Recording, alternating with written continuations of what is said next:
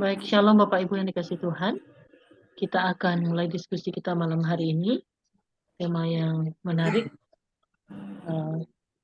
yang akan kita bahas, yang akan diantar oleh Pak Hendrik Boon. Sebelumnya saya mohon Pak Herman untuk memimpin di dalam doa.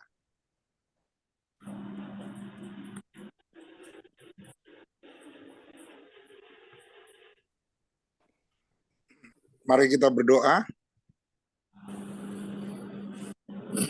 Ya Bapa, terima kasih ya Tuhan. Kau sudah mengumpulkan kami kembali dalam Zoom FWF ini ya Tuhan. Dan kami juga berterima kasih ya Bapa, karena pada malam hari ini Pak Amos dapat bergabung dengan kami menjadi salah satu anggota member yang baru dari Zoom ini ya Tuhan. Biarlah segala kemuliaan-Mu ada dalam Zoom meeting ini ya Tuhan. Kau pakai hamba-Mu, Pak Hendrik Boon ya Tuhan, untuk menjelaskan apa makna dari Korintus 4 ayat 25 ini ya Tuhan. Ya Bapak, kami percaya Tuhan, Engkau memakai hamba-Mu ini, Engkau kuatkan dia ya Tuhan, beri hikmat ya Tuhan, Roh Kudus berbicara atasnya Tuhan. Di dalam nama Yesus kami berdoa. Amin. Amin. Amin. Saya silakan kepada Pak Hendrik Boon untuk memimpin kita. Ya. Oke. Bentar ya. Oh, dari pictures. Saya lagi scan sebentar.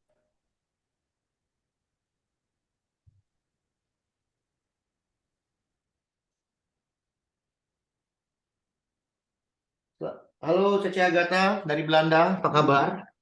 Ketemu Pak Amos di sini. Luar biasa. Oh, Pak Amos, welcome. Terus ketemu Ini sama Hendrik ya. Dunia sempit gara-gara Zoom. Ya, selamat malam Bapak Ibu yang di Zoom FWF. Malam, Ibu cantik. Ya, Bapak ganteng. Kalau Ibu ganteng bahaya tuh, Pak. Iya. Shalom Bu Agatha. Ya, salam Bu Ayu. Selamat siang Bu Agatha. Pak Herman. Selamat malam Pak Herman. Ya, Pak Freddy, Pak Samuel, Pak Otrapus, Bu Sri Kartini. Ada Pak Freddy. Nehi, Pak Otrapus ya. Nehi. Selamat sore, siang, malam semuanya. Sorry, lagi gigit paikut jadi mau jawab nggak bisa. No Problem. Keras itu Pak.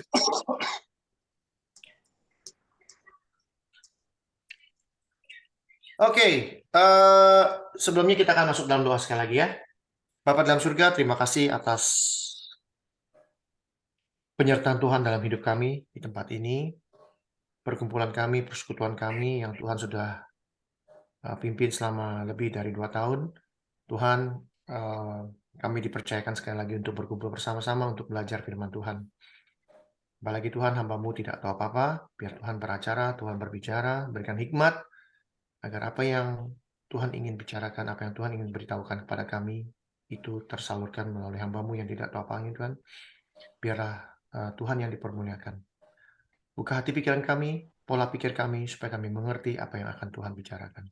Di dalam nama Tuhan Yesus kami serahkan waktu ini ke dalam tangan-Mu. Haleluya, amin. Oke. Jadi hari ini kebetulan pembicara nggak hadir karena perhalangan ya. Aduh, ini urusan pajak pusing sama kali ini urusan pajak. Anyway, Jadi kemarin Ibu Ayu minta tolong sama saya untuk apa itu namanya?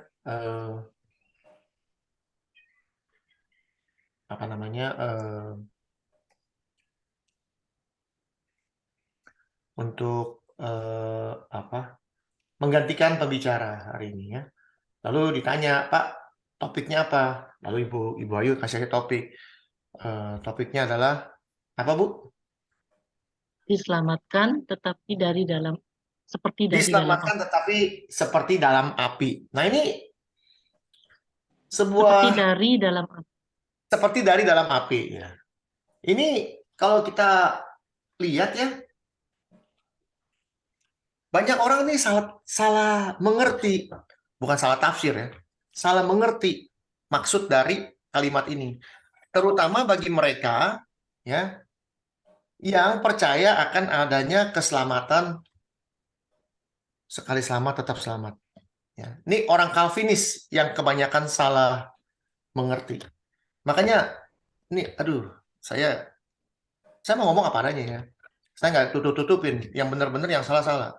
Orang-orang Calvinis ini benar-benar keblinger. Ya. Bagus, pelajarannya bagus. Cuma suka keblinger. Keblingernya itu mereka terlalu eksklusif. Saking eksklusifnya, mereka berpikir mereka yang nomor satu. Mereka doang yang bisa diselamatkan. Yang lain masuk neraka semua. Di luar Kristus masuk neraka semua. Orang-orang eksklusif nih, orang-orang Calvinis. Jadi kalimat ini banyak disalahgunakan kalau kita apapun itu, apa yang kita lakukan dalam hidup kita, nah kita tetap diselamatkan walaupun seperti keluar dari dalam api, angus gitu ya. Jadi kita nggak dapat hadiah katanya. Hadiah apa? Hadiah apa? Kemarin Pak Amos kasih saya mahkota. Mahkota ini. Buset, banyak amat mahkotanya. Padahal mahkota yang akan kita terima, bukan salah satu. Mahkota yang kita terima adalah hidup yang kekal. Semua sama di mata Tuhan. Ya. Seperti perumpamaan tentang 1 dinar. Ya. Pekerjaan 1 dinar. Orang kerja 12 jam, 1 dinar. Kerja 6 jam, 1 dinar. Kerja 3 jam, 1 dinar. Kerja 1 jam, juga 1 dinar. Artinya, reward you 1 dinar. Yang 12 jam ribut. Kenapa saya udah kerja 12 jam dibayar 1 dinar? Kan saya bilang, kerja sehari, sedinar. Orang itu kerja sejam. Buat saya sehari. Sedinar. Saya kan bosnya. Nah, ini bicara mengenai orang-orang yang bekerja di ladang Tuhan, yang sudah berpuluh-puluh tahun, mengharapkan mahkota yang lebih mulia. Enggak. Gue kasih lu hidup kekal. Ada orang yang baru kemarin, seminggu, dibaptis, mengenal Tuhan dengan baik, menjalankan hidupnya dengan benar, lalu dapat hadiahnya hidup kekal juga. Melayani Tuhan baru seminggu, mati gitu istilahnya. Tetap mendapat hadiah yang sama, yaitu hidup yang kekal. Ya. Mengenai orang nanti di sana ada jenderal, ada ini, ada itu, ya catatannya mungkin ada, tapi buat saya kemarin kalau saya minta izin dulu nih sama Pak Amos ya, apa yang kita bicarakan kemarin,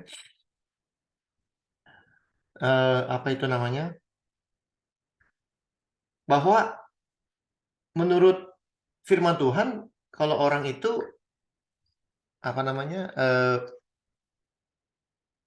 dipilah-pilah ya, dipilah-pilah ini kebetulan nih pas benar nih ya, pas benar ayatnya ya Pak, betul ya, yang kita bicarakan ayatnya pas benar, 1 Korintus 3 ya Pak ya. Nah, kita lagi mau bahas nih 1 Korintus 3. 1 Korintus 3. Ya, kita lihat di sini judulnya perselisihan ya. Lalu ayat dasar dan bangunan, ayatnya di sini 15. Jika pekerjaannya terbakar, ia akan menderita kerugian, tetapi ia sendiri akan diselamatkan, tetapi seperti dari dalam api ya. Nah, ini dibicarakan, bukan yang Bapak Amos punya 2 Korintus, sorry. 1 Korintus juga loh. Semua pekerjaan diuji dengan api ya. Ini kalau kita lihat nih ada enam apa ya, material, 6 bahan ya, bahan yang bakal dibakar, bahan-bahan yang akan dibakar. Ada emas, perak, batu permata. Ada kayu, rumput kering, jerami ya. Ada 6. 6 atau 5 nih, 5 kali ya, rumput kering atau jerami. Rumput kering sama jerami bedanya apa ya?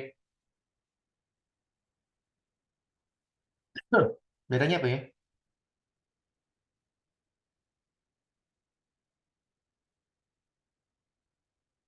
Ini sebenarnya bukan atau nih, nggak boleh pakai atau. Rumput kering dan Rumput jerami. kering lebih kecil. Ya, ini dua benda yang berbeda. Ini kalau atau berarti sama, betul kan? Kalau bahasa Inggrisnya ini nggak pakai nih atau nih, nggak ada. Jadi ada 6 macam, sengaja dibikin 6, ada 3 yang sifatnya kuat, ada lagi 3 yang sifatnya nggak kuat. Ini 3 ini nggak gampang dibakar, yang ini gampang dibakar. Nih, kayu, rumput kering. Jadi kita bicara, bukan kita, Paulus bicara mengenai bagaimana membangun rumah. Ya. Dikatakan sesuai dengan kasih karunia Allah. Nah, yang kita kemarin, ini sebelum masuk, saya mau kasih tahu. Kemarin ngobrol sama Pak Amos, katanya orang yang seperti emas gitu ya. Emas. Mana tuh tadi emas? Nah ini. Ada emas, ada perak, ada batu permata. Apa tuh? Kalau emas, perak, dan batu permata dapat mahkota abadi. Dapat mahkota abadi. Di mana ayatnya mahkota abadi? Kita lihat. Di 1 Korintus. Apa ini? Nah, saya kasih lihat gambarnya aja lagi langsung ya. Nih. Nah, ini dari Pak Amos ya. Pak Amos juga dapat dari orang, tanya saya. Ya. Jadi, ini ada kursi pengadilan Kristus. Jadi kalau ada orang dibakar emas, dibakar perak, dibakar permata permata, dapat mahkota. Tuh, dapat mahkota. Ya, mahkotanya ada mahkota abadi, mahkota kehidupan, mahkota kemuliaan, mahkota kebenaran, dan mahkota kemegahan. Maaf Pak Hendrik, ya di bawah ada ayat-ayatnya mahkota abadi apa-apa itu kan. Berarti di situ ada ayatnya. Maksudnya apa? Kemarin saya mau nanya gitu. Oh iya nih, makanya sekarang saya mau bahas kalian. Pas banget nih, Ya. Ibu Ayu ngasih saya 1 Korintus 3, Bapak nanya soal mahkota kayak beginian. Sama kan? Ya kita bahas aja langsung sekalian. Siap. Ya, Rencana Tuhan, bukan kebetulan. Ibu Ayu ini sudah direkam belum ya? Halo Ibu Ayu. Sudah. Udah ya Pak ya? Sudah Pak Hendrik. Sudah direkam. Oke, kita lihat sekarang. Mahkota abadi 1 Korintus 9 ayat 25 kita lihat. 1 Korintus 9 ayat 25. Jadi pakai ayat nih. 1 Korintus 9 25. Ya.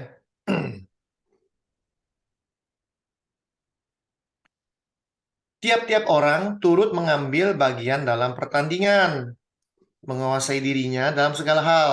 Mereka berbuat demikian untuk memperoleh suatu mahkota yang fana. Tetapi kita untuk memperoleh suatu mahkota yang abadi. Ya. Jadi kalau kita terbuat dari emas atau perak atau batu permata, kita dapat mahkota. Nah, ini tidak dijelaskan, Pak.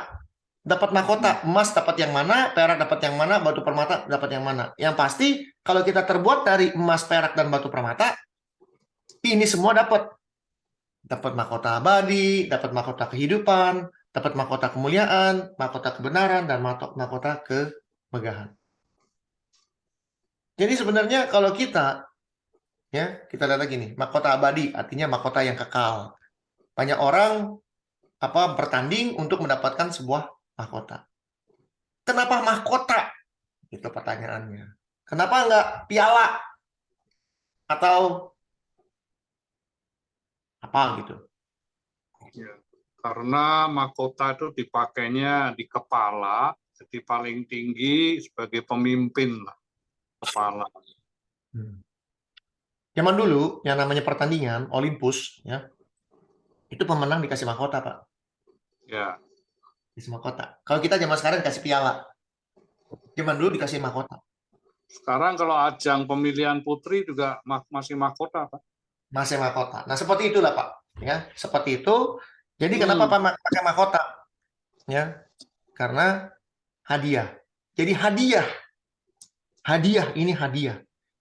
Kita memperoleh hadiah, reward. Ya, hadiah yang abadi, ya. Banyak orang jadi salah mengerti soal mahkota, ya. Hadiah sebenarnya. Ya, itu satu. Kedua, mahkota kehidupan, Wahyu 2 ayat 10. Kita lihat Wahyu 2 ayat 10.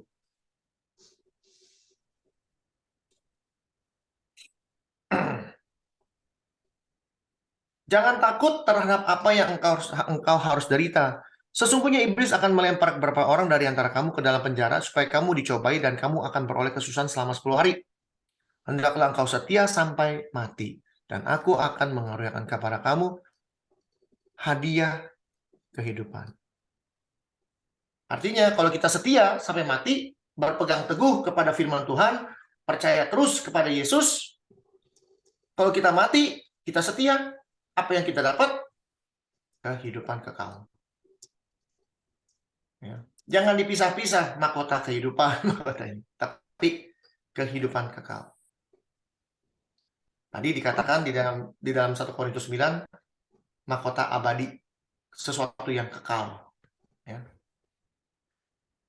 Ini boleh-boleh aja sih buat saya begini, tapi nanti orang bacanya jadi bingung. Mahkota kemuliaan, 1 Petrus 5 ayat 4. 1 Petrus 5 ayat 4. Kita lihat.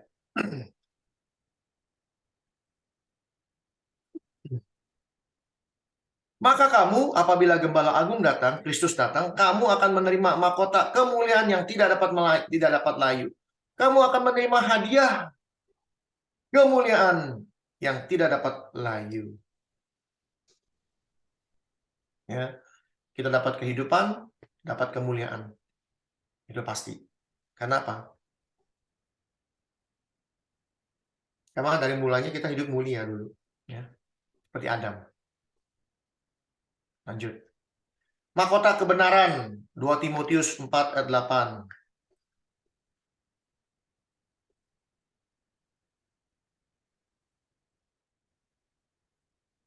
Ya. Sekarang telah tersedia bagiku hadiah kebenaran yang akan dikaruniakan kepadaku oleh Tuhan, Hakim yang adil. Pada harinya, tapi bukan hanya kepadaku, melainkan juga pada semua orang yang merindukan kedatangannya. Artinya, kepada semua orang yang merindukan kedatangannya akan ada namanya hadiah kebenaran. Apa itu hadiah kebenaran?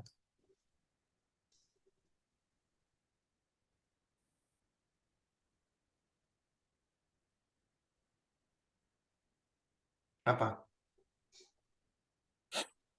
Ya, mengetahui kebenaran ya. Kebenaran berarti firman Allah ya. Ya. Ya. New King James Version kita pakai.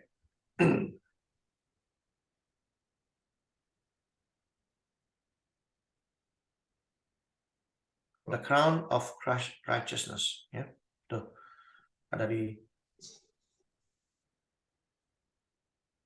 James, Yakobus 1 ayat 12 kita lihat. Yakobus 1 ayat 12 kita lihat. Ini dia nih. Ini yang namanya apa?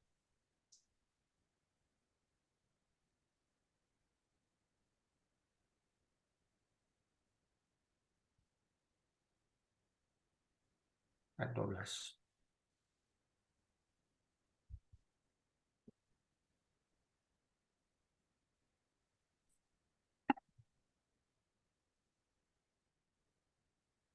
Berbahagialah orang yang bertahan dalam pencobaan, sebab apabila ia tahan uji, ia akan menerima mahkota kehidupan yang dijanjikan Allah. Itu sama. Mahkota kehidupan sama mahkota kebenaran. Itu dia punya referensinya tuh. Dikasih lihat. The crown of righteousness, which the Lord, the righteous judge. Tuh. Jadi ini jelas bahasa Inggrisnya ya.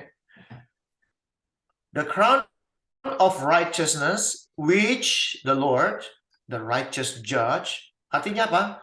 Kita akan menerima mahkota kebenaran, yaitu Tuhan kita yang adalah hakim yang adil will give it to me on that day. And not to me only, but also to those who love his appearing. Jadi, ini bahasa Indonesia juga bingung nih ya. Finally, there is laid up for me the crown of righteousness, which the Lord, the righteous judge, will give to me. Jadi, Tuhan yang adalah hakim yang adil akan membuat kita menjadi benar. Kita dibenarkan karena iman kita. Mahkota kebenaran itu artinya kita dibenarkan di hadapan Dia. Ya. Itu arti sebenarnya. Jadi kalau bahasa Indonesianya memang agak bingung ini. Tapi tidak masalah. Sekarang tersedia bagiku mahkota kebenaran yang akan dikaruniakan kepadaku oleh Tuhan, hakim yang adil. Nah, ini benar. Jadi Tuhan hakim yang adil akan membenarkan kita pada harinya. Artinya apa? Untuk bisa mendapat kehidupan kekal, kita harus benar dulu. Dan itu harus distempel. Oke, hakim bilang, you are the righteous. Kamu benar. Baru kita diberikan kehidupan yang dijanjikan Allah.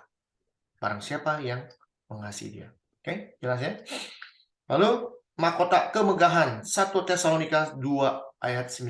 1 Tesalonika 2 ayat 19.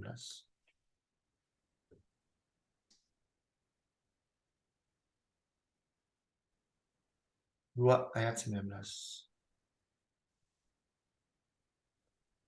Sebab siapakah pengharapan kami atau sukacita kami atau mahkota kemegahan kami di hadapan Kristus? Ini akan kita sampai sini. Ya, ayat ini akan kita pakai dalam membahas 1 Korintus 3 ayat 15 tadi. Ya. Tuhan kita pada waktu datang, bukankah kalau bukan kamu? Jadi kamu ini adalah mahkota kemegahan kami. Kebanggaan kami. Jadi ini mesti tahu dulu artinya nih. Siapakah pengharapan kami atau sukacita kami atau mahkota kemegahan kami di hadapan Kristus? Waktu Yesus datang kedua kali, kebanggaan saya apa? Nih. Kamu tuh murid-muridnya. Ini Tesalonika yang tulis Paulus. Paulus ngajar orang-orang jemaat di Tesalonika. Jadi jemaat-jemaat di Tesalonika itu dianggap apa? Kebanggaannya dia. Kemegahan saya. Nah, jadi orang-orang yang, ini kembali lagi nih kita bicara mengenai 1 Korintus pasal 3.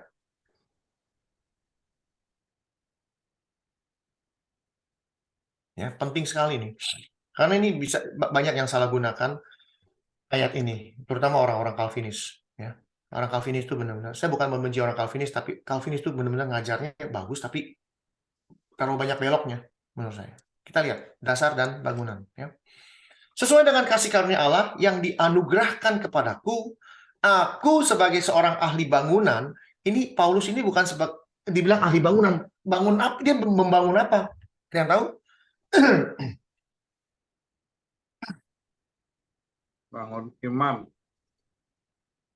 Dia ahli bangunan, artinya tukang bikin bangunan. Bangunan apa yang dia bikin? Ada yang tahu? Kemah. Tuh, jawabannya 100. Tukang tenda. Itu buat dia tuh bangunan. Dia tukang bikin tenda. Dia ahli bikin tenda. Artinya apa? Dia tahu cara bikin tenda. Nah, cara bikin tenda itu macam-macam. Ada bahannya. Ada yang dari emas, ada yang dari perak, ada yang dari batu permata, ada yang dari kayu, ada yang dari rumput kering, atau dari jerami. Tenda itu ada yang dari jerami. Kalau di hutan tuh pakai jerami atau rumput-rumput kering. Ya, modalnya kayu. Tapi kalau di mana-mana ada orang kaya, dia kan dibayar orang untuk bikin tenda. Yang bayar orang kaya. Nih, pakai emas tiangnya. Tiang emas. Kuat semuanya. Ya. Jadi dia mau memberitahu sebagai seorang ahli bangunan yang cakap, ini ahli artinya, telah meletakkan dasar. Ya. Jadi kalau mau membuat bangunan, dia kasih dasarnya dulu supaya kokoh. Dan orang lain membangun terus di atasnya. Jadi pada saat dia bikin bangunan, ini bicara tenda. Tapi kalau kita sekarang bicara bangunan ini, seperti bangunan yang bertingkat-tingkat. Jadi dasarnya itu sudah dibikin sama si Paulus, ya. Dasar yang sangat kuat ini dibikin Paulus. Nah, lalu orang lain membangun lagi di atasnya. Nah, membangun lagi, dibangun-bangun. Nah, dan tiap-tiap orang harus memperhatikan, katanya. Perhatikan bagaimana ia harus membangun. Saya udah kasih kamu dasar. Sekarang kamu bangun pakai apa atasnya? Karena tidak ada seorang pun yang dapat meletakkan dasar lain daripada dasar yang telah diletakkan, yaitu Yesus Kristus. Artinya, dia sudah mengajarkan tentang Yesus Kristus ini sebagai fondasi yang benar. Nah, sekarang yang melanjutkannya, predecessor-nya, ini pancang-pancangnya nih, mau tiang-tiangnya ini mau pakai apa? Ya. Entah orang membangun di atas dasar ini dengan emas, perak, batu permata. Jadi mau pakai emas, tiang-tiang pancangnya, mau pakai perak, mau pakai batu permata, kayu, rumput, atau apa? Karena apa? Karena sekali kelak pekerjaan masing-masing orang akan nampak. Karena hari Tuhan akan menyatakannya. Sebab ia akan nampak dengan api, dan bagaimana pekerjaan masing-masing itu akan diuji oleh api itu. Jika pekerjaan yang dibangun seorang tahan uji, ia akan mendapat upah. Jika pekerjaannya terbakar, ia akan menderita rugi. Tapi sendiri selamat, tapi seperti dari dalam api. Apa maksudnya? Paulus itu dia membangun sebuah dasar yang kuat, itu dasar Kristus di Korintus. Ya. Dan orang-orang lain yang diajarkan, ya, seperti Pak Amos sekarang, saya sudah jadi guru dong. Betul Pak, sudah waktunya Bapak jadi guru istilahnya. Bapak sudah belajar dari saya. Belum, masih banyak belajar. Ya, maksudnya kalau sudah jadi guru nih, kan saya sudah kasih fondasinya, pelajaran itu fondasi tentang Kristus. Itu fondasinya.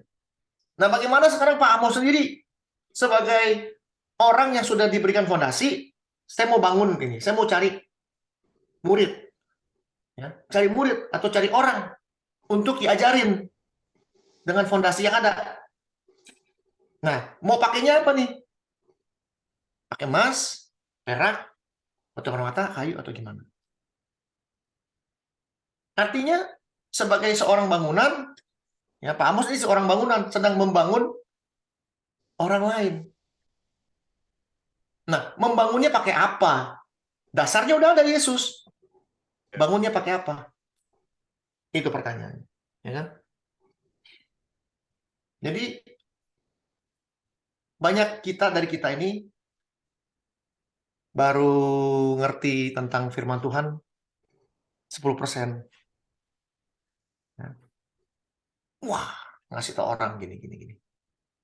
Ada yang pengetahuannya lebih dari 10%. Ngasih tau orang gini. Perbandingannya gini.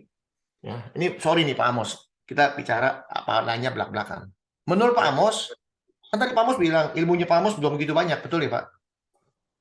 Apanya Pak? Ilmunya belum terlalu banyak gitu katanya tadi. Ya belum, kan belajar terus Pak. Ya, pertanyaannya ilmunya Bapak sama ilmunya saya banyakan mana? Ini ngomong apa adanya nih Pak. Banyakan Pak Hendrik Pak. Ya, Saya sekarang kan pertanyaannya. ya mau belajar ya. Ya, sekarang kalau saya ajarin Pak Amos nih dikuatkan nggak? Semakin kuat nggak? Semakin kokoh nggak? Ya harusnya begitu. Ya, karena yang saya ajarkan ini emas. Lalu kehidupan saya juga kehidupan saya bukan hanya mengajarkan emas, tapi kehidupan saya adalah emas. Orang bagaimana mengajarkan emas, dia sendiri bukan emas. Ya, emas palsu. Kan gitu kira-kira. Ya. Dia sendiri harus jadi emas dulu. Mengalami pencobaan yang banyak, mengalami penderitaan yang banyak, sehingga pada saat dia keluar sebagai pemenang, kata Pak Herman kemarin, lebih daripada pemenang. Wah, itu bahasanya Pak Herman, dahsyat. Terima kasih. Jadi, kita ini keluar dari satu masalah, bukan berarti kita pemenang. Belum. Dari setiap masalah kita keluar, itu dianggap pemenang. Keluar, dianggap pemenang. Keluar, dianggap pemenang. Belum pemenang. Tapi pada saat masalah ini dan pencobaan-pencobaan ini keluar, lewat, kita udah lebih dari pemenang. Itu kemarin Pak Herman ngomong, dahsyat. Jadi kalau saya ngajarin dengan emas, saya pun harus jadi emas. Setuju nggak? Setuju ya. Jadi kalau saya perak, saya ngajarin, orang itu yang saya ajarkan jadi perak. Jadi bangunan itu, ini kita potong singkat aja kalau nggak panjang. Nanti ada pertanyaan silakan. Bangunan itu dibangun, nih orang yang mau saya bangun ini jadi apa? Apakah jadi emas? Apakah jadi perak? Jadi batu permata? Jadi kayu? Itu akan diuji oleh api. Jadi kalau diuji oleh api, emas ya tetap emas, perak tetap perak. Batu permata dibakar tetap batu permata. Tapi kalau kayu dibakar, angus, arang. Jerami apalagi. Rumput kering, udah selesai jadi debu semua. Ya kan? Kira-kira gitu. Tapi saya kalau jadi jerami, hidup saya hidup jerami misalnya. Ilmunya saya kurang banyak. Ilmu saya masih ilmu jerami. Tapi saya ngajarin orang. Orang itu jadi jerami. Bisa-bisa orang itu jadi murtad. Karena apa? Karena saya nggak pernah mau jadi emas. Saya mau jadi jerami terus. Saya mau jadi jerami terus. Nah, pertanyaannya, kok saya bisa selamat? Jadi kalau orang itu nggak selamat, misalnya Pak Amos nih, saya orang jerami, saya ngajarin Pak Amos masih nol nih, nggak tahu apa-apa, saya ajarin. Waktu saya jadi jerami, saya ngajarin Pak Amos otomatis jadi jerami. Setuju nggak Pak Amos? Setuju. Sama-sama jerami. Nah pertanyaannya, kalau Pak Amos jadi murtad atau jadi orang Kristen yang nggak benar hidupnya, yang penting percaya Yesus, jadi hidupnya nggak benar. Pak Amos dihukum Tuhan, salah saya bukan? Ya bukan. Itu tiap individu tanggung jawab masing-masing. Iya, maksudnya sendiri, tak salah sendiri, ya kan? Iya. Tapi saya ikut andil karena ngajarinnya jerami. Ya. Nah, lalu ini dia bahasanya. Jika pekerjaan yang dibangun seorang tahan uji, jadi kalau saya sedang membangun orang menjadi emas, orang itu tahan uji, hidup sesuai dengan firman Tuhan, sampai mati, ini orang tahan uji. Orang ini terbuat dari emas, orang ini terbuat dari perak, orang ini terbuat dari batu permata. Tahan uji. Dia akan mendapat upah. Upahnya apa? Hidup yang kekal. Di sini upah, kita bicara upah tentang perumpamaan upah. 12 jam sedinar, 8 jam sedinar, 6 jam sedinar, 1 jam juga sedinar. Upahnya sama. Yaitu apa tadi? Mahkota kehidupan, mahkota kemuliaan, kebenaran, abadi, dan sebagainya. Itu mahkota kebenaran dan kehidupan yang kekal. Ini yang kita dapatkan upahnya. Jika pekerjaannya terbakar, ya rugi. Rugi apa? Rugi waktu. Saya udah ngajarin Pak Amos begitu lama pakai ilmu jerami. Pak Amosnya nggak selamat. Sebuah waktu, saya rugi. Saya bangun rumah dari jerami kebakar. Ya, rugi saya. Saya rugi. Ruang bangunan saya depan mata. Fondasinya mau sebagus apapun, sekuat apapun, bangunnya pakai kayu sama jerami, kebakaran, habis. Saya rugi. Rugi waktu. Tapi saya selamat. Kenapa saya bisa selamat? Ini yang jadi masalah. Banyak orang bilang sekali selamat tetap selamat, walaupun kita tetap dalam hidupnya nggak benar. Salah. Tapi ia sendiri akan selamat. Tapi seperti dari dalam api. Artinya apa? Saya juga dibakar. Saya yang jerami ini dibakar Tuhan juga. Kalau sebagai jerami, hidupnya setia, benar, tetap melakukan. Tapi ilmunya ilmu jerami. Saya cuma rugi ngajarin orang. Tapi saya setia dengan jerami saya, dibakar sama Tuhan, walaupun jerami, saya tetap selamat. Tapi kalau ya, pertanyaannya gini, bisa jadi pertanyaan, apakah seseorang waktu dia menetapkan mau emas atau jerami atau kayu, apa dia tahu? Dan apakah pertanyaan kedua, misalnya dia jerami, apakah nggak bisa meningkat jadi kayu, jadi perak, gitu Pak? Ada bisa, progres. Nah, ya bisa. itu mungkin yang awal-awal masih jerami Pak, tapi dia taat belajar terus. lama-lama naik level mungkin kan Pak? Bukan mungkin lagi kan begini loh Pak. Nah, ya makanya orang belajar, misalnya nih, anggap baru SMP ngajarin anak SD bisa, misalnya kan. Saya ke SMA, saya bisa ngajarin anak SMP kan, gitu terus. Saya Ya. mahasiswa ngajarin anak SMA sampai Ya. S3 misalnya, itu emas, ngajarin yang perak, gitu ya. Iya.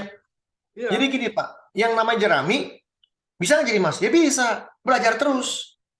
Iya. Dia belajar terus, dia belajar terus, dia belajar terus, lama-lama meningkat kan Pak? Iya. Meningkat ilmunya, makanya nih Paulus sudah kasih dia tuh dasar bangunan tuh emas. Iya. Yang dibangun tuh emas. Jadi nggak stuck di jerami terus kan? Kalau orang itu Tapi mau ada maju, orang kan? yang stuck di jerami, ada orang yang cuma belajar segitu sudah Ya, mau melayani. Itu Ada nggak? pilihan Ada. dia lah. Itu yang Ya, kelasnya jerami. Iya. Ya Paham, kan? Pak. Jadi ini kita bicara orang kelas jerami. Kan pertanyaannya, kok bisa selamat? Ya. Pertanyaannya, selamat pun harus masuk dari dalam api. Pertanyaan begini, waktu kita di dalam rumah nih, rumah kita kebakaran. Rumah kita kebakaran nih. Kalau orangnya diam-diam di rumah, kebakar nggak? Bakar. Habis, selamat? Nggak selamat. Tapi kalau dia keluar dari kebakaran itu, ya angus. Maksudnya bau angus badannya keluar. Karena dia mencoba keluar dari kebakaran itu, dia keluar ke rumah, di depan rumah, rumahnya hancur, dia rugi.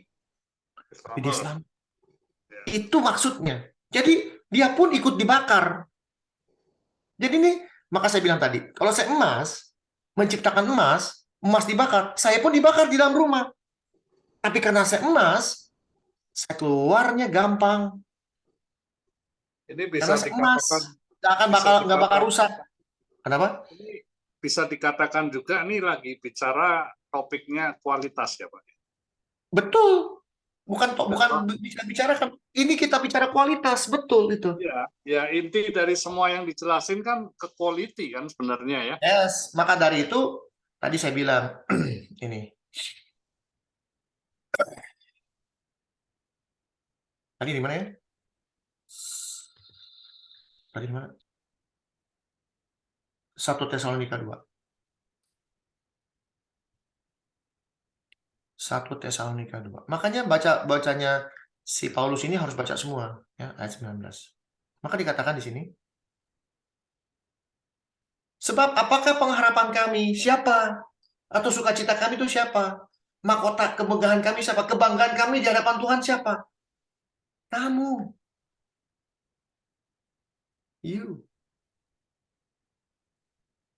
Kita sebagai emas yang sudah memiliki pengetahuan begitu banyak yang didasari oleh Kristus, fondasi yang diberikan sama Paulus ini sudah saya dapatkan. Saya sedang membangun lagi di atasnya dengan emas. Supaya orang-orang yang mendengar ini menjadi kebanggaan saya. Di hadapan Kristus, Tuhan, saya sudah membangun Pak Amos. Dia sekarang jadi emas. Dengan pengetahuan yang begitu luar biasa. Kehidupannya seperti emas, menyala-nyala di mana-mana. Kira-kira gitu. Sungguhlah kamu kemuliaan kami dan sukacita kami.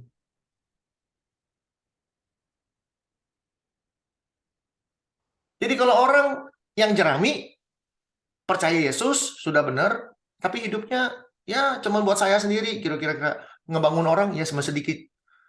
Ngebangun jerami, masih tahu orang pakai ilmu jerami, ilmunya sedikit. Orang itu belum tentu selamat. Orang itu bahkan jadi nggak benar gitu hidupnya. Jadi nggak benar hidupnya. Orang itu nggak benar, salah siapa? Ya salah orang itu. Tapi kita ikut andil karena ngajarinnya nggak benar gitu misalnya ya. Tapi di sini bukan berarti ngajar nggak benar. Ngajarnya benar, tapi ngebangunnya, cara membangun orangnya ini dengan ilmu yang sedikit. Yang saya beritahu, misalnya contoh, dari kemarin-kemarin kita belajar banyak tentang hal-hal baru. Ya, sampai akhirnya kita belajar, kita nggak punya roh gitu, segala macam. Itu makin hari kan makin kuat itu. Jadi nggak gampang digoncang-gancing sama orang. Ya. Fondasi dasarnya Yesus Kristus udah nggak pakai doktrin orang, udah nggak pakai doktrinnya John Calvin, udah nggak pakai doktrinnya Martin Luther, bukan. Kristus. dasarnya Kristus, bukan dasarnya Calvin, bukan dasarnya siapa Martin Luther, dan bukan dasarnya Paulus atau Apolos. Ini ada jawabannya nih. Lihat, bukan dasarnya Paulus dan Apolos. Ini ribut nih, Paulus sama Apolos ribut nih. Saudara-saudara, pada waktu itu tidak dapat bicara dengan kamu dengan seperti manusia rohani, tapi hanya dengan manusia dunia yang belum dewasa dalam Kristus. Susulah yang kuberikan kepadamu, bukan makanan keras, sebab kamu belum dapat menerimanya. Dan sekarang kamu pun belum dapat menerimanya, karena kamu masih manusia duniawi. Kenapa kita nggak pernah bisa makan makanan keras? Karena yang kita kasih itu susu, kita kasih susu mulu, nggak bisa kasih makanan keras. Karena kamu belum dapat menerimanya. Dan sekarang pun kamu belum dapat menerima karena kita masih hidup dalam manusia duniawi. Sebab jika di antara kamu ada iri hati dan perselisihan, bukankah hal itu menunjukkan bahwa kamu manusia duniawi? Bahwa kamu masih hidup secara manusiawi? Karena jika seorang berkata, aku golongan Paulus, aku golongan Apolos, aku golongan Martin Luther, aku golongan Calvinis, aku golongan Armenia, aku golongan begini. Wah,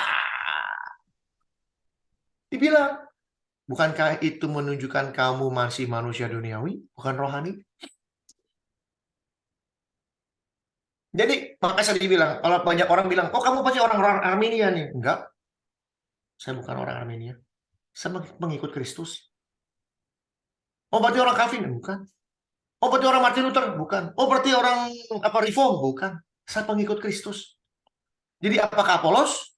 Apakah Paulus? Apakah Armenian? Apakah Calvinis? Apakah Martin Luther? Apakah Reform? Dan sebagainya, dan sebagainya.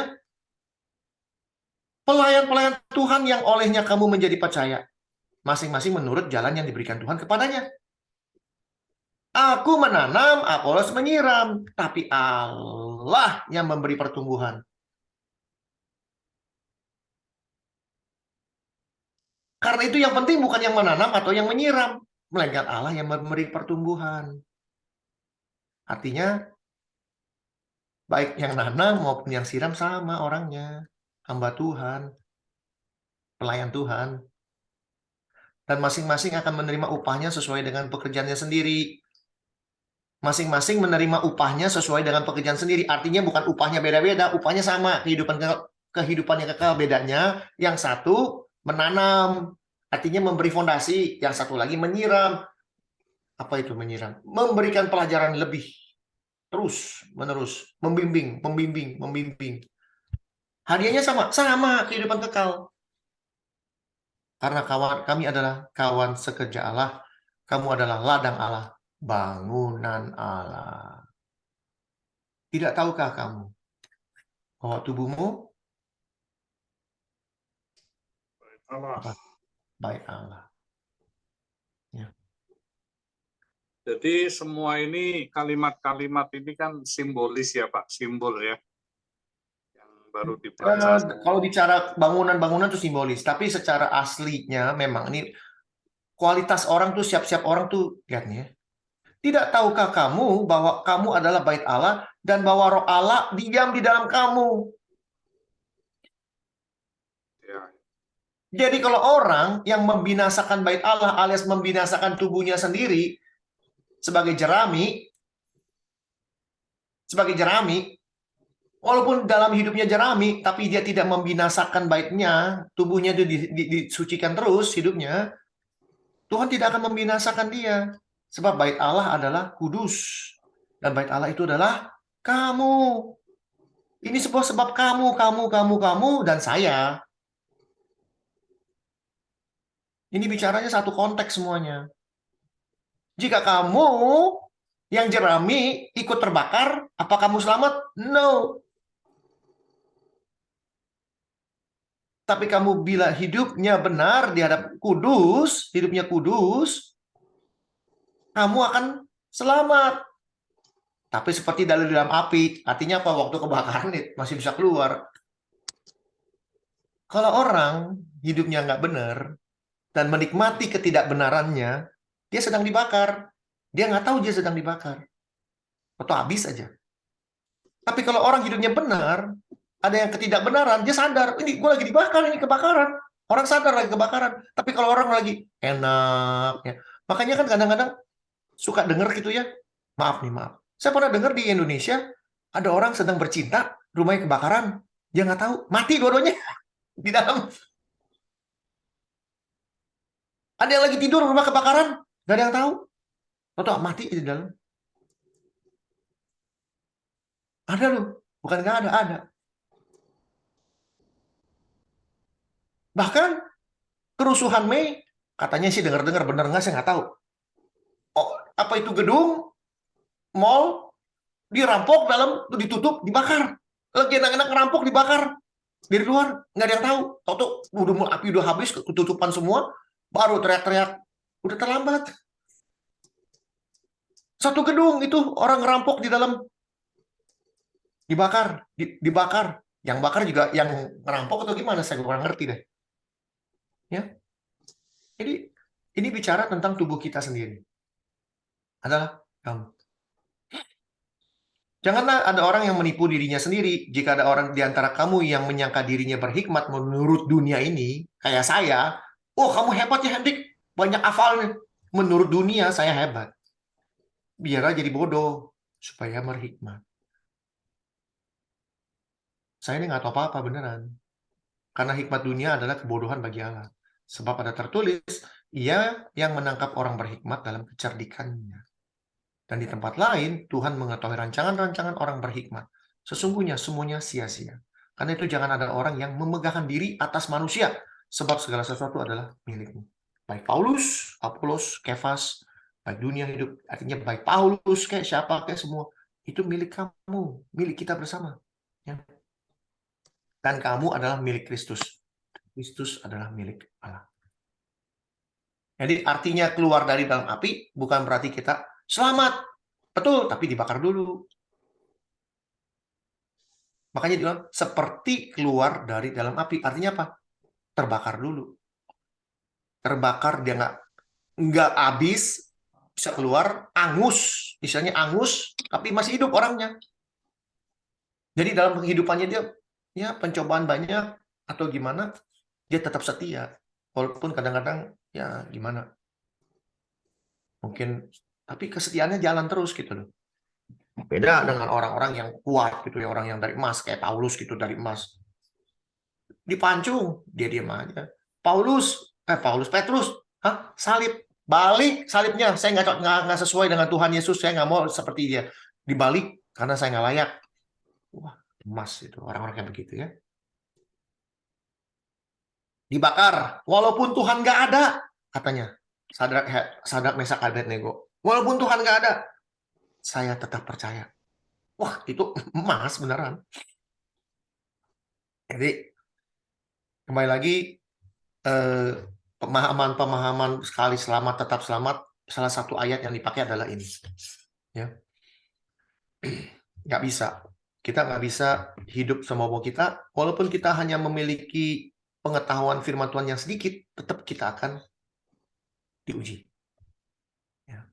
Seperti Yakobus mengatakan, kita baca Yakobus.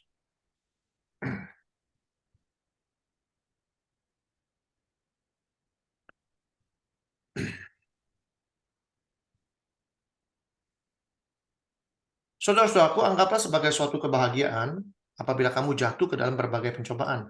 Di sini pencobaan ini hati-hati ya. Banyak orang salah berpikir. Pencobaan itu bukannya kita jatuh ke dalam dosa perzinahan, ya, lalu mengingini, pencurian, pembunuhan, dan sebagainya. Bukan. Pencobaan itu seperti Ayub. Ya. Pencobaan itu, Ayub itu dicoba sama iblis. Caranya apa? Anaknya mati. Itu pencobaan. Istrinya mati misalnya. Rumahnya terbakar. Toko terbakar. Ya. Itu pencobaan-pencobaan yang ada. Lalu kita dipenjarain dengan tidak adil. Itu pencobaan. Lalu kita dipenjarakan gara-gara kita memberitakan Injil. Itu pencobaan. Ya. Bukan berarti kita berzina. Itu bukan pencobaan, berzina. Berzina itu keenakan namanya, bukan pencobaan. Keenakan. Udah tahu nggak boleh, dilakukan. Kalau pencobaan itu, kita nggak minta, dia datang. Itu pencobaan. Katakan, sebab kamu tahu bahwa ujian, pencobaan diganti jadi ujian. Pencobaan itu datang dari si iblis. Ujian dari Tuhan. Artinya apa? Pencobaan itu datang, ujiannya apa? Bertahan. Kenapa disebut ujian? Kalau pencobaan itu datang terus-menerus. Tapi kalau ujian, ada waktunya. Sama seperti ujian matematik. Nggak ada. Ayo anak-anak, hari ini ujian. Dari jam 3 sampai selama-lamanya ujian terus. Nggak ada. Selesai, ada waktunya.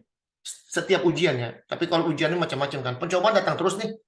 Ujian itu ada waktunya. Jadi pencobaan itu datang, kita diuji, ada waktunya. Dia akan stop. Nah, apabila ujian itu terhadap imanmu itu menghasilkan ketekunan, kita tekun dalam ujian kita, biarkanlah ketekunan itu memperoleh buah yang matang. Sehingga pada saat kita tekun, kita memperoleh buah yang matang, artinya apa buah yang matang?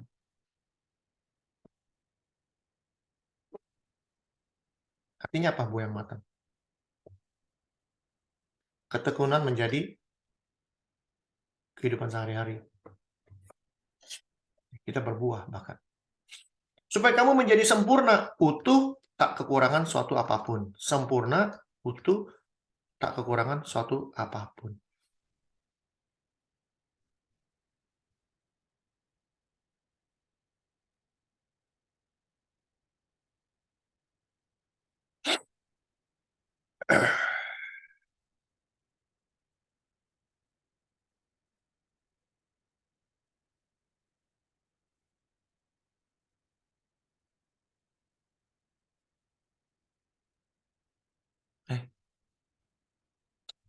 Gimana ayatnya, Bu? Ibu Ayu boleh bantu?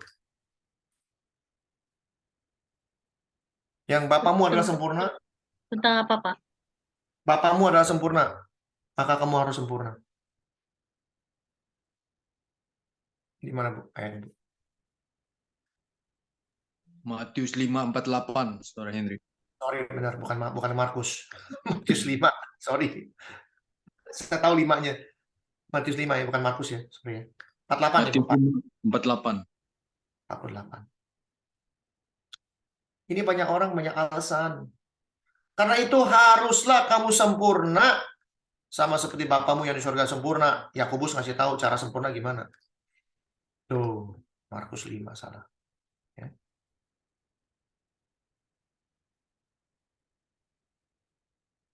Supaya kamu jadi sempurna, utuh, tak kekurangan apapun.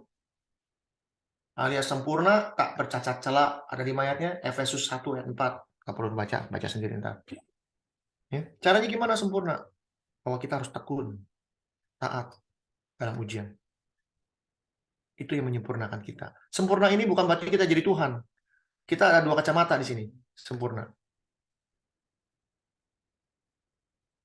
Ya. Kacamata Kristus sebagai manusia. Bukan kacamata Kristus sebagai Tuhan.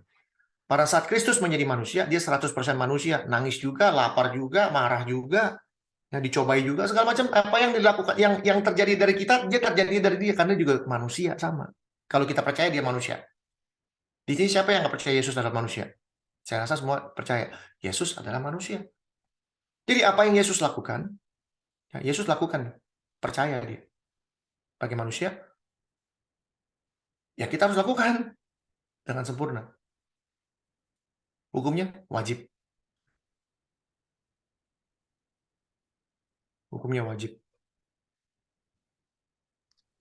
Di Efesus berapa, Pak, yang ada relevansinya tadi? Nih, saya baca 1 ayat 4. Efesus 1. 1 ayat 4. Sebab di dalam dia, Allah telah memilih kamu sebelum dunia dijadikan, supaya apa? Kudus tak bercacat celah. Tuh, sama Yakobus. Biarlah ketekunan memperoleh buah, supaya kamu sempurna, utuh, tak berkekurangan apapun, alias utuh, sempurna, tak bercacat celah. Sama, kudus, tak bercacat celah. Supaya kita jangan jatuh ke dalam pencobaan itu. Kalau kamu jatuh di sini bukan berarti kita lakukan loh. Ingat loh, bahasanya jangan sembarangan baca. Jatuh itu bukan berarti kita jatuh dan kita lakukan. Ingat di sini ya. Yakobus tidak mengajarkan kita jatuh itu kita lakukan. Jatuh itu, ini ada pencobaan depan mata. Kita dijorokin di pencobaan itu. Boom, kita ada di dalam pencobaan itu. Bukan berarti kita lakukan. Pencobaan itu di depan mata kita. Sama juga hasilnya apabila kamu jatuh ke dalam kolam renang. Atau ke kolam, misalnya ke sungai, jatuh ke sungai. Apa yang harus kita lakukan? Buru-buru keluar dari sungai, berenang. Bukan nyelam. Ya mati, ikut sama pencobaannya, ikut sama sungainya. Tapi kalau kita keluar dari pencobaan itu, atau keluar dari sungai itu, ya kita selamat. Untuk keluar selamat itu, kita perlu ketekunan. Seperti Paulus katakan, bertanding dia. Dalam hidupnya Paulus, pencobaan tiap hari. Dalam hidup saya, pencobaan tiap hari. Saya ini sudah dalam pencobaan sekarang, hidup saya dalam pencobaan. Tiap hari pencobaan ada. Hidup saya ini di dalam pencobaan. Apabila kamu jatuh dalam berbagai-bagai pencobaan, artinya apabila kamu ada di dalam berbagai pencobaan, bukan jatuh itu kita sudah lakukan, belum. Jatuh itu kita belum lakukan. Ingat, jangan salah baca. Ya. Ini baca kadang-kadang suka jadi kacau. Kalau bacanya benar, jadi nggak kacau. Ya. Ya, kita lihat bahasa Inggrisnya.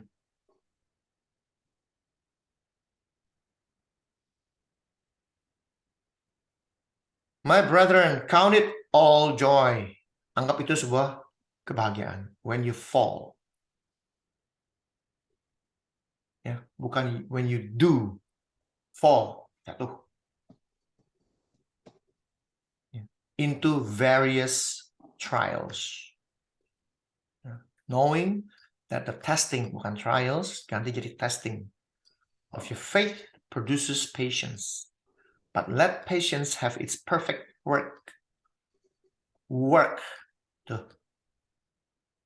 That you may be perfect and complete, lacking nothing. Ya. Jadi, apa? Jatuh itu bukan berarti kita sudah lakukan. Jatuh itu kita ditaruh di dalam pencobaan. Ya. Apabila kamu, anggap sebagai satu kebahagiaan, apabila kamu ada di dalam berbagai-bagai pencobaan, atau kamu tuh diberikan pencobaan. Pertanyaan, misalnya, toko kita kebakaran. Apa kita sengaja bakar toko kita? Kan enggak. Itu pencobaan yang datang, kita ada di dalam pencobaan itu. Bagaimana kita keluar dalam pencobaan itu? Oh Tuhan, bagaimana ya saya harus bayar rumah saya? Bagaimana saya harus bayar anak saya sekolah? Satu-satunya tempat untuk menghasilkan terbakar. Masih pakai Tuhan, masih panggil Tuhan. Kalau Ayub, engkau yang beri, engkau yang ambil. Tapi ya itu ada bagusnya juga. Tapi buat saya tuh munafik juga. Kenapa?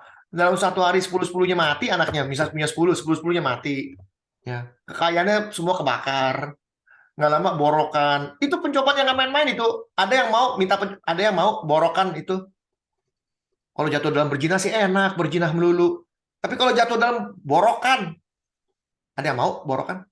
Nggak ada yang mau kan? Tapi dikasih borok gimana? Tuhan, kata Ayub, mati aja mendingan. Kata Ayub. Itu pencobaan. Tapi kalau kita tahan uji, ya bertekun, itu menghasilkan buah. Buah apa? Buah ketekunan.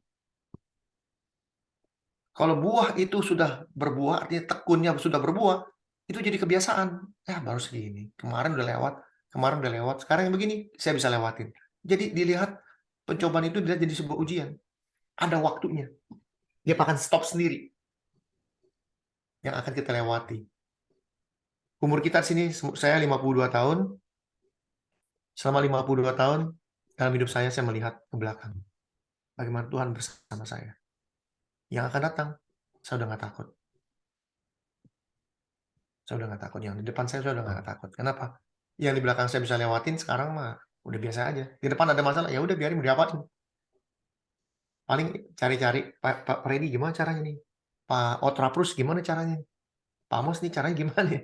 Minta ilmu, kasih kekuatan. Udah gitu aja. Tapi saya tahu Tuhan pasti kasih lewat lah. Dikasih lewat. Beneran. Hidup saya udah susah dulu. Beneran. Pasti lewat. Ya. Jadi arti keluar dari dalam api itu bukan berarti kita sudah percaya Tuhan, walaupun hidupnya perantakan, apa hidupnya nggak benar, berzina, masih bisa selamat. No. Kalau kita hidup masih berzina, itu sedang dibakar misalnya, ya itu. Sedang bercinta, rumahnya kebakaran, saking enaknya, nggak tahu rumahnya kebakaran, ya mati juga. Tapi pada saat pencobaan itu datang, dikasih nih pencobaan berzina, saya nggak mau. Saya nggak mau.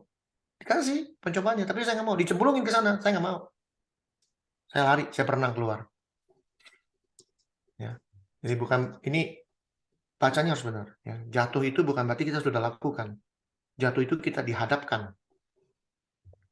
Itu yang harus benar-benar bacanya yang benar. Jadi itu yang bisa saya bagikan. Biarlah kiranya semua di sini bisa mengerti. Yang sedang saya tanamkan adalah emas. Ya. Saya sedang belajar menjadi emas. Dan saya mau menjadi emas. Karena kebanggaan saya adalah teman-teman saya semua di sini, keluarga besar saya, sehingga mereka semua pada saat Tuhan datang, dan Tuhan mau menguji pekerjaan saya. Yang dilihat Tuhan, bukan saya dulu. Pekerjaan kamu bagaimana? Cece Agatha gimana? Pak Amos gimana? Pak Herman gimana? Pak Freddy gimana? Pak Philip gimana? Ibu Ayu gimana? Pak Jerry gimana? Mak Hong gimana? Ibu Ruth gimana? Pak Daniel gimana? Ya. Pak Rian gimana? Semua yang ada di sini. Bagaimana? Sudah ngerti Tuhan? Sudah mengerti mengenai firman Tuhan dengan jelas? Dengan berat? Ya. Kita lihat Galatia. Ngomong berat jadi ingat saya Galatia. Galatia berapa nih? Galatia 4 kalau salah ya. Galatia 4 benar. Ini Paulus juga nih. Paulus menulis ke jemaat di Galatia.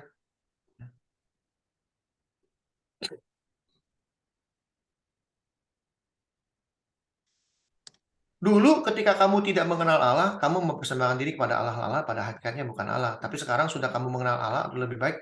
Sesudah kamu dikenal Allah, bagaimana kamu berbalik lagi kepada roh-roh dunia yang lemah dan miskin dan mau mulai memperhambakan diri lagi kepadanya. Ini Paulus udah ngajarin orang Galatia, dulu kamu memperhambakan diri kepada Allah lain. Sekarang sudah kenal Allah, atau lebih baik dikatakan sesudah kamu dikenal Allah, bagaimanakah kamu berbalik lagi kepada roh-roh dunia yang lemah, miskin, dan mau mulai memperhambakan diri kepadanya?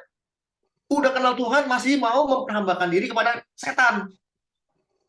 Ya, kamu meneliti hari-hari tertentu, bulan-bulan, segala macam. Aku khawatir kalau susah payahku jadi sia-sia. Jadi saya nih kalau udah ngajarin begini sia-sia. Kenapa? Masih mau melakukan ini, masih mau itu. Sia-sia. Kata Paulus. Lalu bilang apa?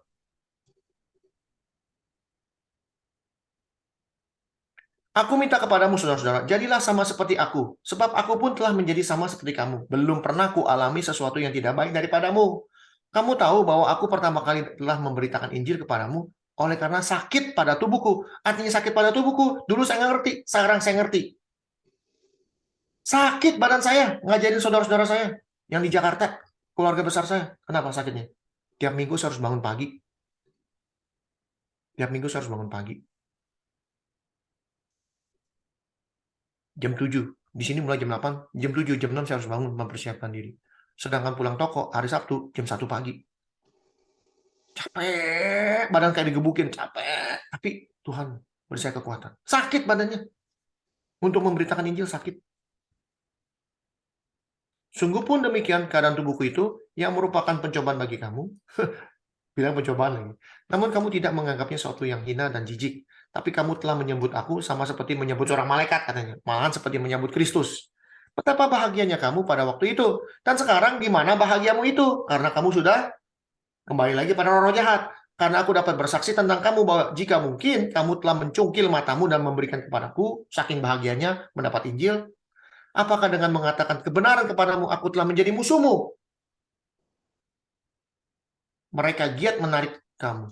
Orang-orang yang istilahnya nih roh-roh lain menarik, tapi tidak dengan tulus hati karena mereka mau mengucilkan kamu supaya kamu dengan giat mengikuti mereka. Memang baik kalau orang dengan giat berusaha menarik orang lain dalam perkara yang baik. Asal pada waktu dan bukan hanya bila aku ada di antara kamu. Hai anak-anakku, karena aku menderita sakit bersalin lagi. Jadi Paulus tuh harus datang lagi, memberitakan Injil lagi, capek lagi, kayak orang sakit bersalin lagi. Badannya sakit. Ulang. Tapi dia lakukan juga tetap. Sampai rupa Kristus menjadi nyata di dalam kamu.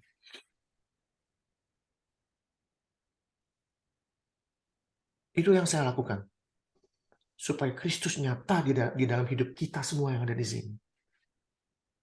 Saya pengen banget kita ini punya rupa seperti Kristus nyata dalam hidup kita. Betapa rindunya atau saya atau kita semua berada di antara kamu pada saat ini. Dan dapat berbicara dengan suara yang lain. Sampai habis akal.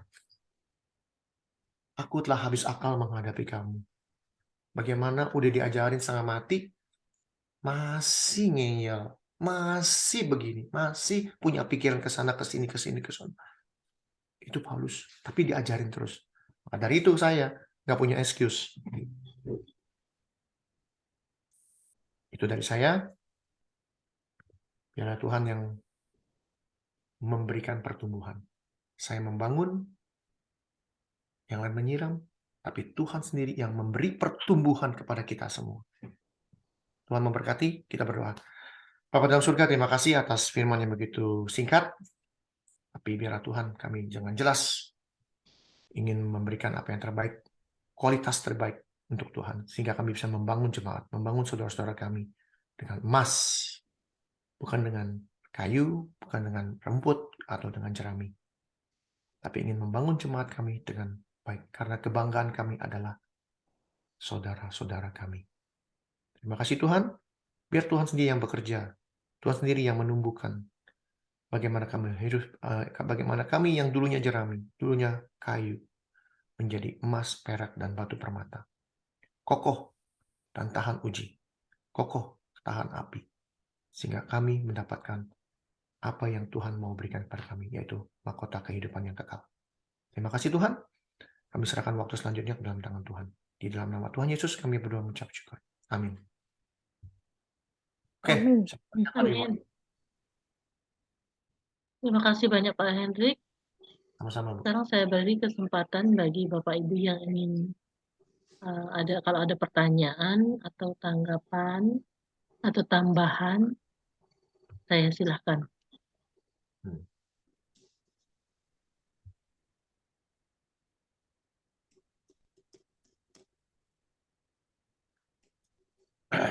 Ada pertanyaan?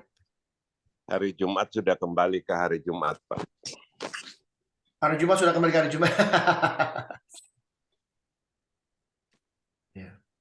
Namanya jelas sudah kalau hari Jumat ya, Pak. Enggak asterik lagi itu apa tuh dia biasa. Enggak ada asterik lagi.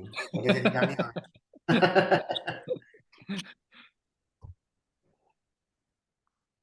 Hendrik Jumat off. Enggak, saya kerja. Jadi hari ini harusnya ada pembicaranya berhalangan. Saya ini Pak ban serep cadangan. Saya sama Pak Freddy ini ban serep. Jadi anytime dibutuhkan oke terus. Ini hari ini saya nggak tahu. Baru tadi jam berapa? Jam 7 dikasih tahu, Pak. Saya buka, Pak bisa nggak topiknya ini? Ya oke aja. Saya berdoa.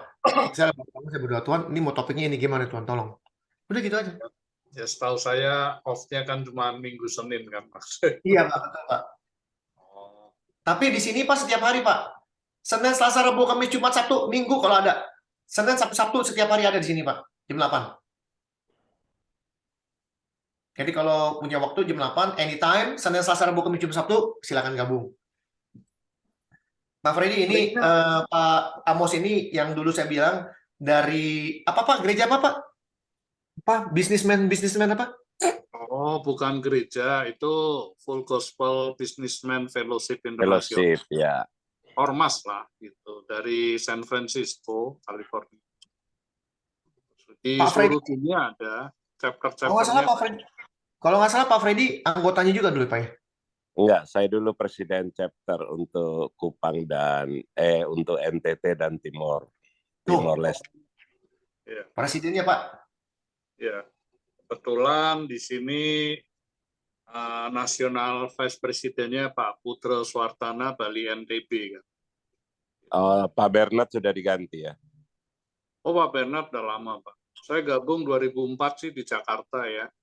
Zamannya Pak HBR Mantiri, Nasional Presiden seluruh Indonesia kan. Oh ya, pertama bersama saya itu Chamberlain. Tahun 86-87. Ya, Pak Chamberlain, saya tahu ya. Pak Hendrik, sedikit mungkin saya menyampaikan tentang guidance mungkin untuk lebih mudah dipahami. Gitu. Boleh Pak.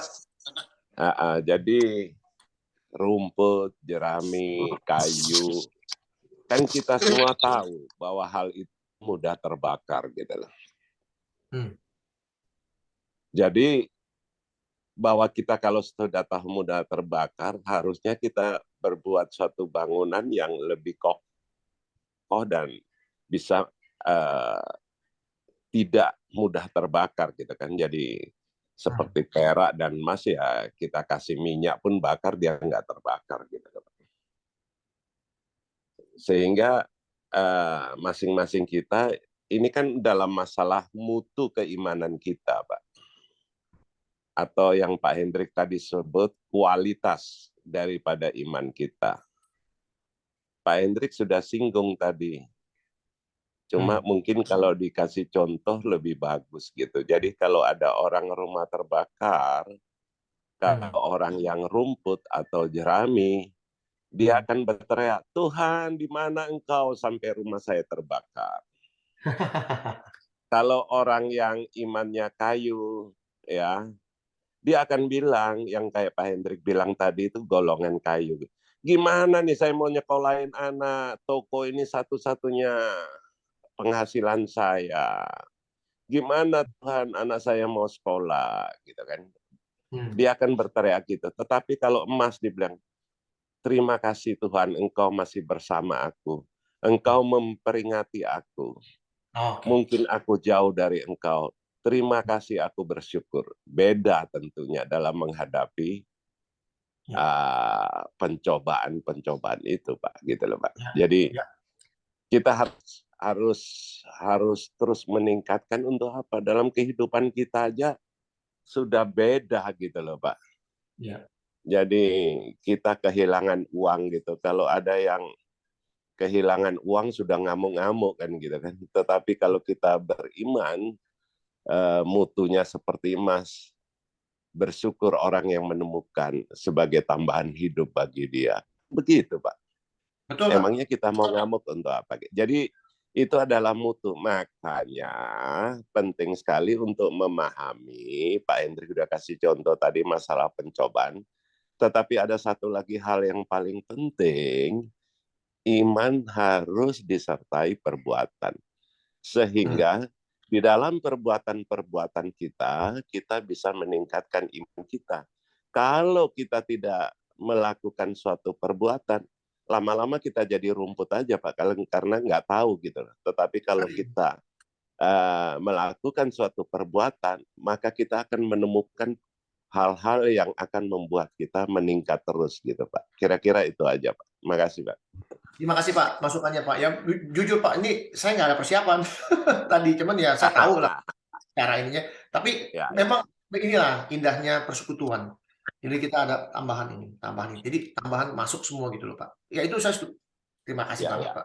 Iya Pak. Ya benar itu nggak salah itu. Benar. Terima kasih. Pak Herman, gimana Pak Herman?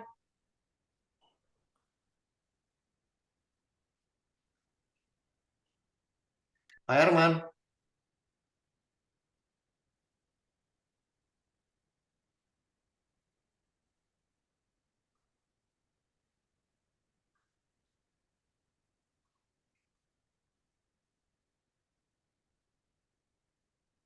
Halo. Pak Herman kemana? Mungkin Pak Philip. Otropus. Pak Philip. Iya, saya lagi kerja, sorry. Bisa Oke. komen. Ya. Siapa lagi nih? Mak Hong, mungkin ada tambahan atau gimana? Pertanyaan? Ada. Ada, Pak Terima Dwi. kasih menguatkan. Ya, terima kasih. Ibu Ruth?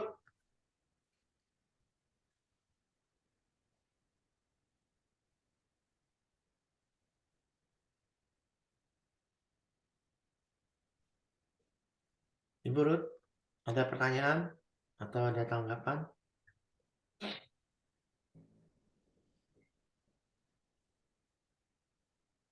Cici Agatha? Ada? Ya, Hendrik, thank you. No, enggak ada. Saya menyimak aja. Wong profesor yang ngajar, masa saya ada tambahan? Belum nyampe ilmunya, Hendrik. Saya belum nyampe. Tapi terima kasih sudah Hendrik memberitahu bagaimana kita mau yang kayu, jerami. Saya kalau pilih emas, Hendrik, saya suka emas, apalagi emas yang timbangannya 70 kilo. Wah. Monas itu, Bu. Loh, masa Monas? Nggak bisa saya gandeng Pak Amos kalau Monas. Emasnya bisa berjalan, ada 2 kaki, Pak Amos. Oh, waduh. Belum ketemu nih saya, Bu. Belum kenalan itu. Oh, belum ya. Nanti dikenalkan ya. Tunggu tanggal mainnya. Ya, sip dah. Ini kayaknya majalah fashion nih, Bu. Ini pernah jadi cover ya. Ini ST saya pernah dengar siapa nih? Saya lupa nih. Pak Sinto kali. Oh, Sano. Pak Sano. Ya, Pak Sano, silakan Pak Sano. Waduh, silakan. Lagi tunggu-tunggu nih.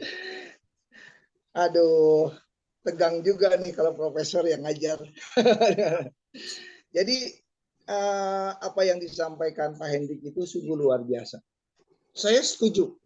Karena berbicara tentang konteksnya, Pak. Kalau kita lihat dari Sadua Periskop, ini berbicara tentang perpecahan di dalam sebuah gereja. Kenapa terjadi perpecahan di dalam sebuah gereja? Karena seorang pengajar-pengajar yang Pak Hendrik katakan, itu kurang berkualitas, Pak. Ada yang memadai, dia seperti emas, ada yang seperti perak, ada yang seperti jerami. Nah, kalau misalnya dia sebagai seorang pengajar dengan kapasitas, dia punya kemampuan, ya, pengajarannya adalah baik, benar, itu akan menghasilkan sebuah jemaat petobat yang benar. Nah, kalau misalnya hasilnya dari pengajaran itu adalah baik dan benar, itu tidak akan mungkin terjadi sebuah perpecahan. Nah, ini dasar konteks daripada ayat tersebut, ya. Nah, sebagai seorang pengajar, tentu Tuhan melihat tentang sebuah kebenaran daripada seorang Kristen yang jujur. Dia mau untuk mengajar, tapi dia menyadari bahwa dia punya kelemahan. Nah, inilah perspektif, inilah yang dilihat Tuhan, bahwa semua pasti selamat. Tapi dari apa yang dihasilkan, ini menghasilkan sebuah hasil yang kepada jemaat pertobatnya, apa yang kau hasilkan? Apakah emas, perak, atau jerami? Kalau misalnya dia mengajarkan sebagai seorang yang guru yang tidak punya kualitas, ya, yang tidak memadai, maka hasilnya akan menjadi petobat jemaat yang tidak berkualitas juga dan mudah terbakar. Bagaimana untuk menghasilkan buah yang tidak terbakar ketika dia menghadapi sebuah kehidupan di dalam persoalan-persoalan yang terjadi? Tapi kalau misalnya dia sebagai seorang pengajar, karena konteks ayat ini berbicara tentang guru, pendeta, gembala yang mengajar kepada jemaat, Pak. Gitu kan? Jadi apa yang disampaikan Pak Hendrik itu mantap, Pak. Saya sangat setuju dengan hal apa yang disampaikan. Sangat setuju. Dan itu terlihat pada saat nanti penghakiman. Di mana guru yang mana yang telah mengkhotbahkan atau mengajarkan kepada mereka seorang orang yang benar-benar dia bisa mengajarkan, menghasilkan petobat dan pekerja yang benar. Itu Pak, di dalam 1 Korintus 3 ayat 13. Nah, mereka itu akan dilihat ya secara pribadi dari gurunya ketika dia mengajar. Berbicara tentang kebenaran apa yang diajarkan. Apakah memang dia punya kemampuan yang mantap dalam sebuah kebenaran. Kalau dia benar, maka disampaikan kepada jemaat akan menghasilkan petobat jemaat yang benar, yang punya kualitas. Sehingga tidak terjadi perpecahan di dalam sebuah gereja. Ini Pak maksudnya, gitu kan? Nah, ini luar biasa. Jadi saya sangat setuju dengan apa yang disampaikan oleh Pak Hendrik. Luar biasa, Pak. Nah, itu akan terlihat ketika kita diuji di mana penghakiman ya. Luar biasa, Pak. Nah, penghakiman yang terjadi adalah ketika dia berada di dunia ini, apakah dia siap untuk menghadapi sebuah kehidupan yang begitu sulit yang Pak Hendrik tadi ajarkan. Kalau dia mendapatkan sebuah pengajaran seperti emas, maka dia akan kuat untuk menghadapi. Tetapi kalau misalnya dia tidak, dia akan terbakar. Dalam sebuah pengertian, mereka akan rugi. Seorang pengajar, dia mengajar tapi tidak menghasilkan, maka ketika karakter kualitas, apa yang sudah dia dapatkan mahkota pada saat sampai penghakiman, mahkota itu akan diambil dan dia tidak bisa mempersembahkan mahkota pada saat tahta pengadilan Allah. Di dalam Wahyu 3 ayat 11 maupun Wahyu 4 ayat 10 Pak. Ya, tapi tetap dia akan tidak selamat. Dia selamat, ya, dia menghargai, tetapi dia dalam keadaan angus dan gosong. Setuju Pak dengan konteks yang Bapak berikan, luar biasa. Terima kasih. Ingat Pak, satu hal masalah dia diselamatkan seperti keluar dari dalam api, artinya si guru tersebut juga dibakar. Iya, dibakar Pak. Kalau dia nggak tahan uji, betul, kebakar dia. Nggak akan dia keluar dari keselamatan. Dia tidak bisa selamat. Pak. Betul. Setuju ya? Betul, jadi setuju. baik murid maupun guru sama-sama dibakar. Betul Pak. Maka itu kalau 1 Petrus 4 ayat 7 dan 18, karena sekarang telah tiba saatnya penghakiman dimulai pada rumah Tuhan sendiri, ya berarti memang guru dan ininya. Dan jika penghakiman itu dimulai, bagaimana kesudahan mereka yang tidak percaya pada Injil, dan jika orang benar-benar tidak bisa, apakah mereka akan terjadi pada orang fasik? Nah, ini berbicara juga tentang apakah memang gurunya itu juga benar-benar ya siap untuk menerima pembakaran itu, dan kalau tidak siap untuk menghadapi, bisa meninggalkan Pak keimanan mereka. Ya, ini bahaya juga. Iya. Mantap. Puji Tuhan, mantap Pak. Jadi ya, silakan, mungkin Pak. saya tambahkan supaya pemahamannya jelas. Jadi begini loh, kalau kita itu seperti rumput atau jerami pada mengalami suatu pencobaan, umpamanya yang tadi Hendrik bilang rumah terbakar. Nah, dia bilang, waduh, harta gua udah habis gini. Ya udah, curi aja. Berarti dia udah nggak lolos gitu loh, Pak. Tetapi betul, dia di situ tetap tekun dan mulai lagi dari awal, dia lolos. Kan begitu, Pak. Betul. Jadi nggak usah kita bicara yang akhirnya. Yang penting kita ajarkan pada saat hidup ini, Pak. Jadi kalau hidup lolos ya semua lolos lah, Pak. Tapi kalau di kehidupan kita nggak lolos, sana tinggal terima aja, Pak. Dibuat di api neraka. Jadi di kehidupan ini yang penting. Tapi banyak orang berbicara mengenai nanti di neraka, di surga. Saya kurang setuju begitu. Karena neraka dan surga ditentukan oleh kehidupan ini. Bukan kematian kita baru ada urusan. Tetapi di kehidupan ini. Jadi pentingnya di dalam kehidupan ini jangan sampai kita berantakan. Kalau kita di dalam dunia ini aja mendapat pencobaan dan langsung murtad, ya sudah pastilah api neraka lah. Gitu loh Pak. Jadi nggak usah tunggu mahkota di sana, bumi nggak beres ya sudah nggak beres gitu loh. Oke, Pak Ferry. Selesai. Gitu. Jadi di kehidupan inilah kita ditentukan untuk siap nggak di sana gitu. Kalau kita sini sudah oke ya di sana oke lah gitu. Itu yang penting. Jadi jangan sampai bilang biar susah di dunia asal masuk surga sabar dulu. Lu susah-susah lu nyuri barang orang juga selesai gitu loh. Takutnya keliru pemahaman di situ, Pak. Biar miskin di dunia yang penting masuk surga. Iya, betul. Ya kenapa lu miskin? Allah lu kaya kalau lu miskin kan gitu kan. Berarti something Betul, Pak wrong Henry. gitu loh. Ya, cuma mau menambahkan itu Pak Stano. Ya, setuju Pak, setuju Pak. Ya. Pak Amos mau tanya, kalau Ya. Pak dia Bapak rohani saya, Pak Andreas Pak Andreas Susantio ya, apakah masih ada Pak? Yang dari Bandung, Betul. ya saya kenal baik masih sebagai Masih ya, Pak? penasehat Pak beliau. Oh, penasehat ya. Ya, Cukup kan lama pernah sekali. sebagai ini juga mau nasional presiden dulu, cuman ya apa ya anggap kayak pemilu untuk nasional presiden kan Pak Andreas nggak sempet lah gitu kandidat Oh lain. iya, Ya. iya.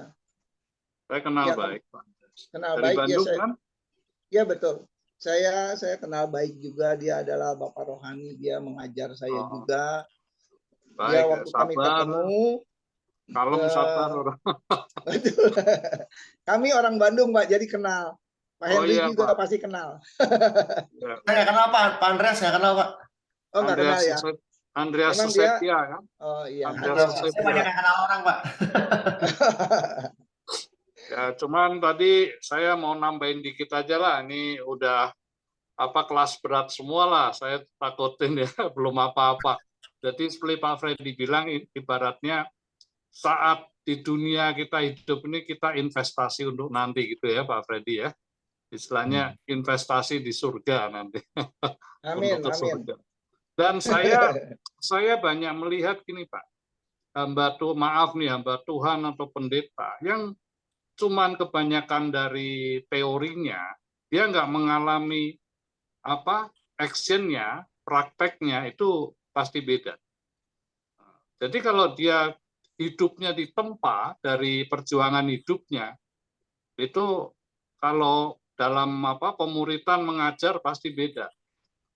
Lebih afdol lah gitu menurut saya. Karena pengalaman hidup dia, kesaksian dia, ya kalau cuman mayoritas ya karena literatur aja menurut saya sih kurang mantap gitu. Ya. Ya, pokoknya cuman plus perbuatan. Action. Ya, kembali ke Yakobus yang tadi saya bilang, Pak. Iman tanpa perbuatan ya mate gitu loh. Mati. Betul, Pak. Setuju. Setuju. Nah, itu yang banyak diributin orang. Satu, kita diselamatkan oleh iman. Satu lagi, kita diselamatkan oleh iman sama perbuatan. Dua-duanya berantem. Saling Itu sama, melengkapi. berantem gara-gara tadi. Saya pengikut Paulus, saya pengikut Apolos, saya pengikut Kefas, saya pengikut macam-macam. Tapi yang disebut itu tuh nama-namanya nggak pernah ribut. Nggak pernah. Pengajarannya sama. Dari Matius, Markus, Lukas, Yohanes, semua sampai Wahyu. Si penulis sama, pemikirannya sama, pola pikirnya sama. Matius, Markus, Lukas, Yohanes, Petrus, Paulus, Titus, ya Timotius, ini 8 orang ini yang berbeda-beda zaman, berbeda-beda tempat, nulis, tapi sama. Yang baca kita bisa pada berantem, bingung nggak tuh? Bingung, saya bingung. Jadi jangan sampai gara-gara ini, ya, gara-garanya kenapa? orang buta nuntut orang buta masuk lubang sama-sama. Gara-gara bacanya semua salah. Karena sudah ada topangan doktrin di belakang dia mau keluar nggak bisa. Jadi nggak bisa ini. Bukan begitu cara pikirnya. Tapi kalau kita lepas itu semua, kita kayak saya nih, baca kitab, ya, nggak pegang doktrin saya. Apa yang ditulis di sini saya ngerti semua, dan ini nyambung semua. Apa yang saya tulis ini nyambung semua, ini nyambung. Nggak ada yang nggak nyambung. Ini catatan saya udah sabrak-abrak gitu loh. Jadi, nyambung. tulisannya nyambung, bukan nggak nyambung, nyambung. Kenapa saya bisa bilang nyambung? Kenapa saya bilang Paulus bilang kita diselamatkan oleh iman, satu dibilang iman dan nyambung, ini dua nyambung. Orang Arminian berantem gara-gara Yakobus, orang Calvinis berantem gara-gara iman keselamatan, sola fide. Berantem di dua Arminian sama gila. Saya bilang, saya jadi penengah nih. Saya gabung jadi satu. Ya, gara-gara doktrin. Nggak mau ngerti juga, percuma nggak mau ngerti. Kenapa? Karena ada pikulan doktrin. Gimana nggak ribut? Kitabnya satu, doktrinnya di Indonesia 300 lebih. Di dunia berapa doktrin? Ribuan, ya ribut ya. Kitabnya satu. 43.000. Iya, makanya Pak. 43.000. Ya, jadinya begitu kan. Alkitabnya satu. Apalagi sekarang bukan doktrin lagi, Pak. Ya. Amplopnya, PK-nya beda, ribut. Udah dari zaman dulu deh. Jadi apa ya bilangnya?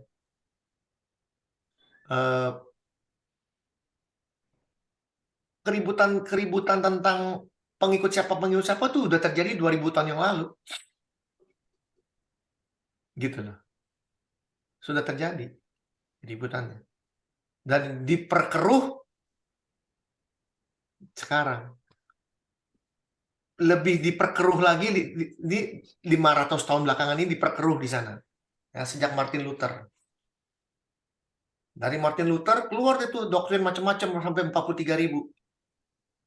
Gitu. Sedangkan Katolik nggak punya doktrin, satu aja doktrinnya. Ribuan tahun. Yang dari Martin Luther ini ke bawah, wah, seabrek-abrek denominasinya. Seabrek-abrek. Kerjaan siapa itu? Pertanyaan kerjaan siapa? Cuma ada satu makhluk di dunia. Ya.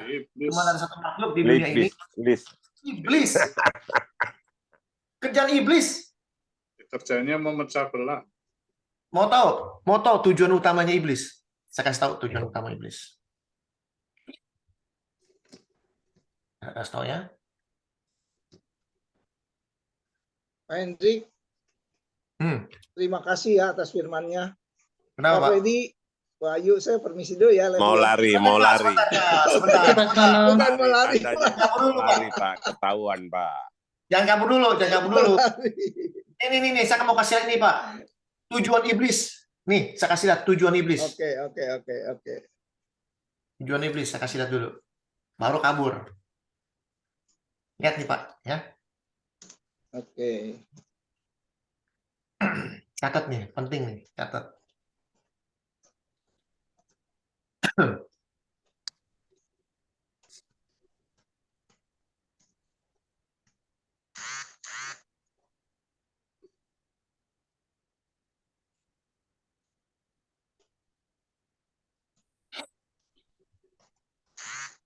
Nah, sebab sebagaimana halnya pada zaman Nuh, demikian pula halnya kelak pada kedatangan Anak Manusia. Ini kita bicara dunia yang akan datang dan dunia yang sekarang. Dibilang sebagaimana halnya zaman Nuh, demikian pula halnya kelak pada kedatangan Anak Manusia. Jadi pada Yesus datang kedua kali, zamannya itu persis seperti zaman Nuh. Ini yang ngomong siapa? Jahat. Ya. Yang ngomong siapa? Yang ngomong siapa? Ini. Sebab sebagaimana halnya pada zaman Nuh, demikian pula halnya kelak pada kedatangan Anak Manusia. Ini yang ngomong siapa? Ini tentang Matius 24, tahu dong ya. Khotbah tentang akhir zaman. Yang ngomong Yesus sendiri. Ini yang ngomong Yesus sendiri. Yesus ngasih tahu, sebelum saya datang, manusia itu seperti zaman Nuh. Apa zaman Nuh? Nah ini dia yang setan mau. Ketika dilihat Tuhan bahwa kejahatan manusia besar di bumi. Nih yang dia mau.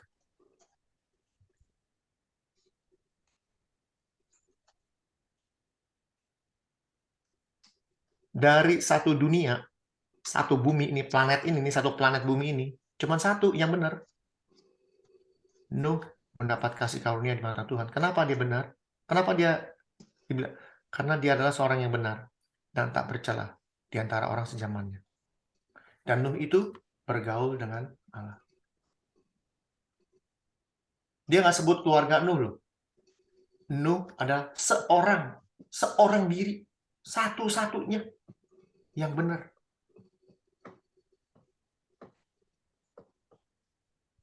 Tapi keluarganya kan ikut juga ya. Dibawa. Juga. Ya dibawa. Maka dari itu dari Nuh ke bawah tetap aja ada orang-orang yang aneh-aneh.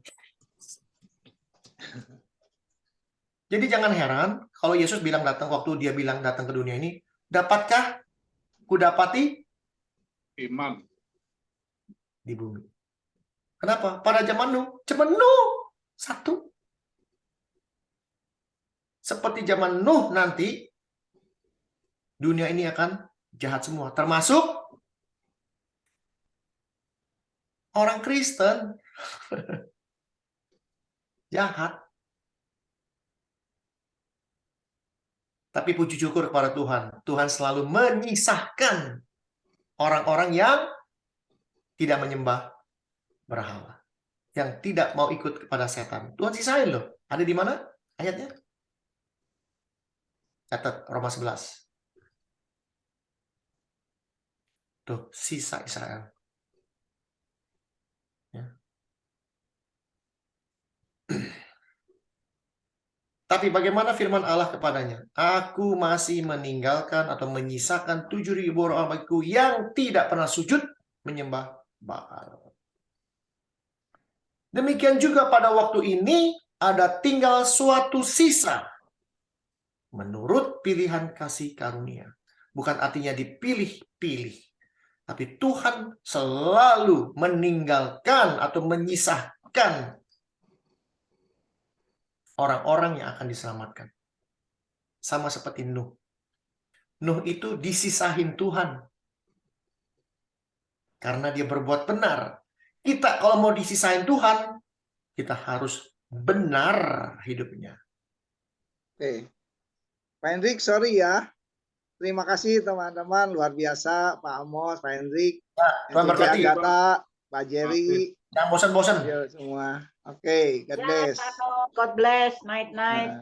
Thank you. Thank you, Pak. Terima kasih ya. Pak Jerry, ada tambahan Pak Jerry? Aduh, Pak. Ada. Kelasnya belum, Pak. Jangan belajar, Pak. Aduh. Ya, saya baru masuk, Pak. Apa ya Pak Jerry kelasnya ya? Kelas ringan. Kelas bulu. Pak Jerry, Pak Amos ada di Bali. Lagi. Kenapa, Pak? Pak Amos ada di Bali nih. Oh, selamat malam Pak Amos. Salam kenal. Malam Pak Jerry, malam. Malam Dimana, Pak. Pak Jerry? Pak di Bali Pak, gitu ya? Salinya di mana Bapak? Saya di Denpasar Pak. Oh jauh, saya Buleleng Pak. Geruga, Sanggalangit. Oh Sanggalangit, ya. 4 jam. 4 jam paling cepet lah, Hendrik, capek. tolong recordingnya di stop Hendrik. Oh, recordingnya Ibu Ayu, tolong Ibu Ayu di stop dong. Tolong recording, kalau diperhatikan. Oke. Thank Pak Amos you. sudah lama di Bali.